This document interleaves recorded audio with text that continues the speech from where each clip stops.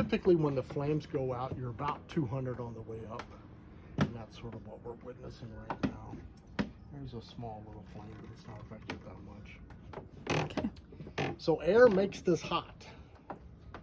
Every time you open it, you make it hot. A lot of people on a gas grill or your oven, you open it, you sort of set it backwards because you let all the hot air out. But in those two cookers, the heat source stayed constant. So now that little constant heat source has to rebuild, which means it goes backwards. This heat source is going to get big on you because it's sucking in oxygen. So the fire is growing when it's open. So by all means, you're cooking. Don't act like you can't go into it, but go in, get out. Don't forget something in the kitchen. Don't leave it open while you go in. It's easy to cook at the right temperatures, and it's sort of hard to cook at the wrong temperatures. So it's equating it to like the burner on top of the stove. If you put it on full blast, it's very little you can do. It's just too much heat for anything. Same thing here. Grilling stuff at 350 is pretty easy, but 550, 600, if you let it get up there, well, it's just trying to burn everything. So your job as a cook just got hard. Okay, so those are both out, and now this is traveling up.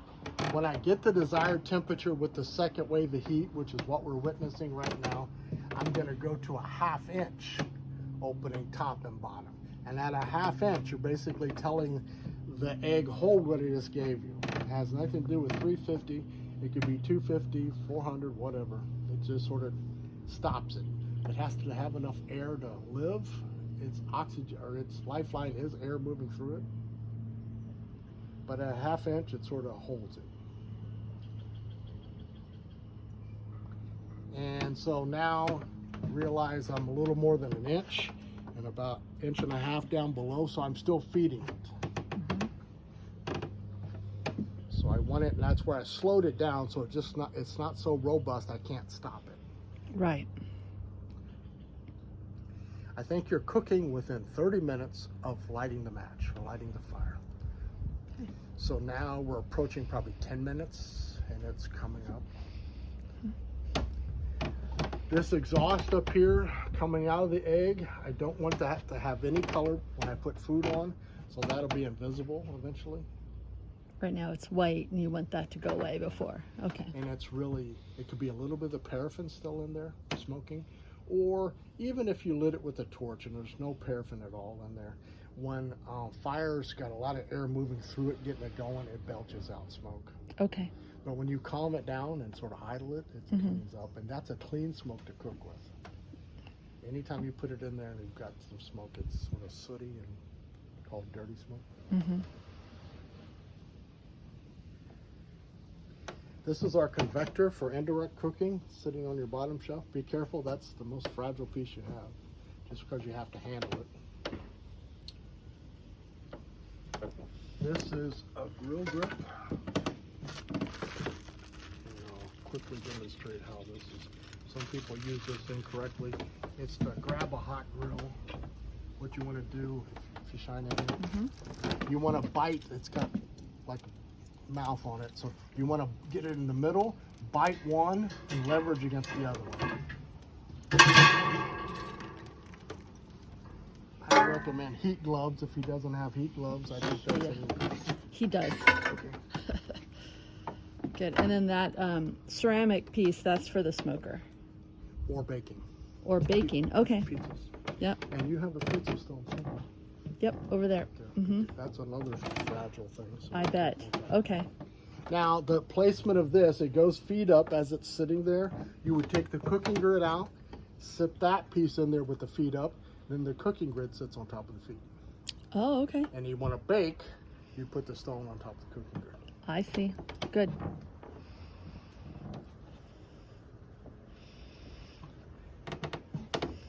Now we'll open this. I'll just sort of show you.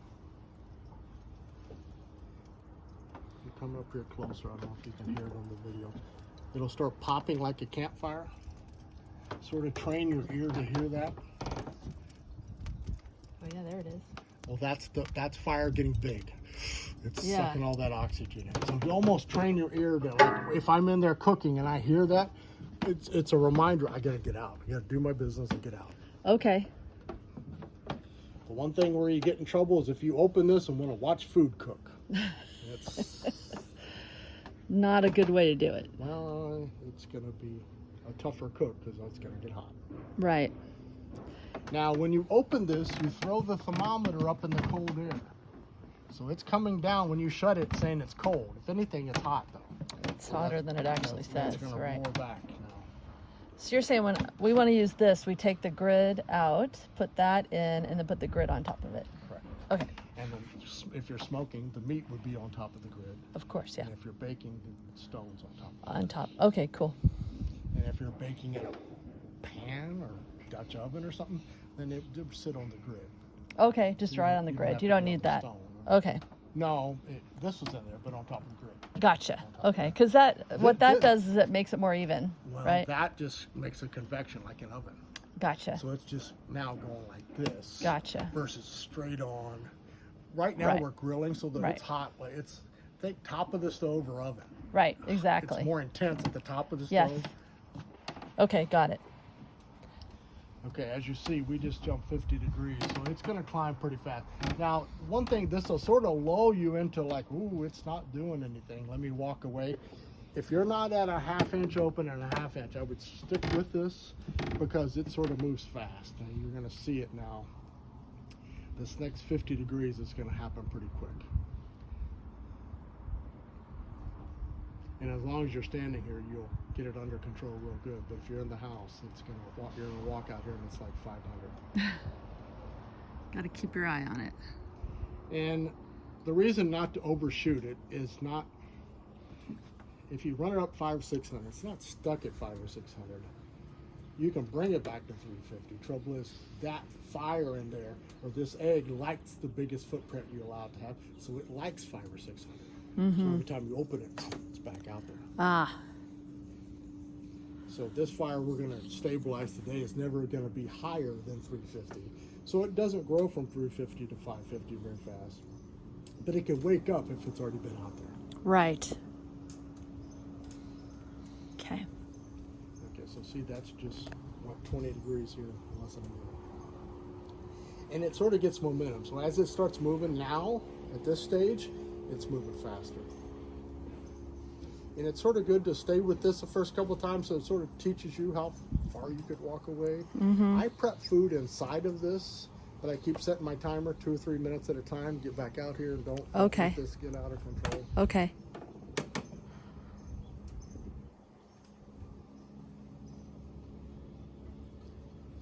It's important to use that spark arrestor though, because a spark, if you don't use it, a spark can jump out and live for 3 seconds, and this is pretty old wood. Yeah.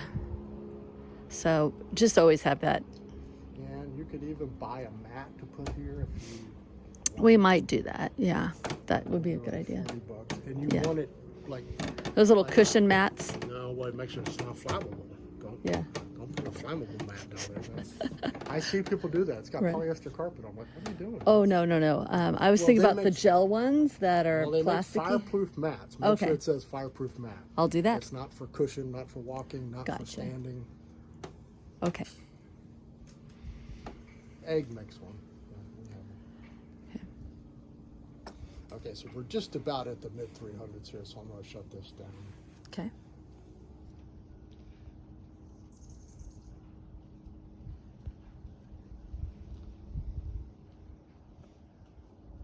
So if we kept it going, it would go for three or 4 hours, you say? Yeah, Okay. And would it be stabilized at this temp then? pretty much. Okay. Yeah, if we stop it right here, it's going to stay there. Especially if you're not going into it. When is he home? Well, he should be home probably around 6 or so. He was like, could you leave it on? I'm like, I don't know. I'll see what I can do. But Could have put more charcoal on. See, but the thing is, he needs to learn to do it. yeah. There's no getting around. The hard part we just did. We're about to stop this part. Yeah. He needs to do that. Yeah. And leaving it on is sort of gets him around the hard part. I mean, he should. He's watch up for the work for sure. He should watch this video before he starts playing with it. Yeah. Because he's going to come out here and just like leave it open, and all of a sudden it's burning up stuff.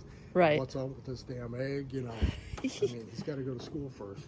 Since he missed class today. Yes. So you just shut it a 1/2 inch there. And a 1/2 inch with the screen. With So the what- screen. with that. And then 1/2 inch Now up here. that's sort of stopped it. Now at these settings, you don't have to babysit it. Okay.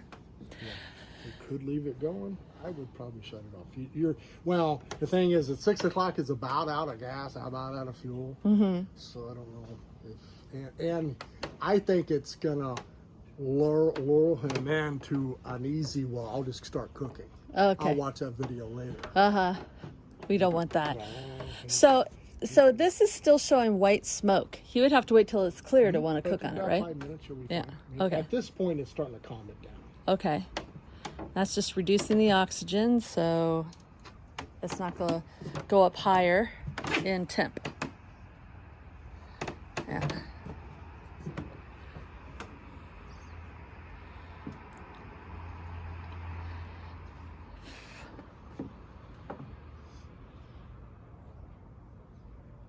Yeah, temperature control is the key to cooking. Temperature control is not hard, but if you don't pay attention to temperature control, now cooking's hard, everything's hard. Right. So, Right. I mean, there's a lot of guys with gas grills and Traegers and, ooh, I just need a button because that looks hard. No, I don't think this is hard. I mean, there's a certain amount of science involved. Right. It's fire and oxygen, Right. but it isn't a hard formula. Right. He loves charcoal. He loves charcoal grilling because of that. He feels like the gas grills are cheating. You're not getting the best that you can get. So you have a lifetime warranty. You want to do your warranty at biggreenegg.com. Okay.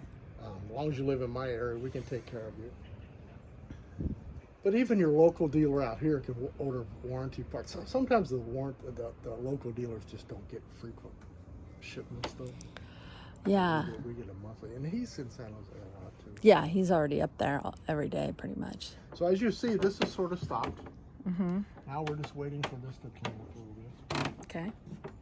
So we're at the 350 mark. So at this point, we're probably 20 minutes into this process, maybe Right. 15, 20. Mm-hmm. So I think you're cooking in 30. So now we're just cleaning up. The temperature is where we want it. Now would be the time to go in. You can prep and do. I since it doesn't burn a lot of fuel. Mm-hmm. I mean, my wife will say, "Okay, I'm home at 6:30 tonight." That's probably more 8 o'clock than 6:30 typically. So I'll just get the egg going, have it sitting here ready to go. Mm-hmm. So I've done all this, but now just sitting here. Just idle. waiting. Yeah. Yeah. And then it's ready to go. And You if open he it was up and going to be home at 4:30 or 5, I'd say leave it going. yeah. So, but the point is, even if you got a big party or something, or people coming over, get out here early and get this thing going. Fill it Yeah. up. Yeah. I mean, so there's one thing, because you don't want to be going through this process, and there's 20 things to do. People are coming in. Right. You just want this done already. This will be a bad day for it to be hot. Yeah. Our cooking will be- Right. Right. Yeah, we're planning a big Christmas dinner. We're gonna cook out on this thing. Hopefully have have some heat lamps out here. Do something. Hopefully have a good day out there. Hopefully it's not raining. If it is, then it's all happening inside. It The should beauty be. of our weather is winter weather. I think is the best. I agree. It's not raining. You're right. That's right. I tell you, it's been overcast nearly every day since we've been over here. Well, we came over the hill, and I was surprised it wasn't really. There was zero. I mean, it's beautiful today.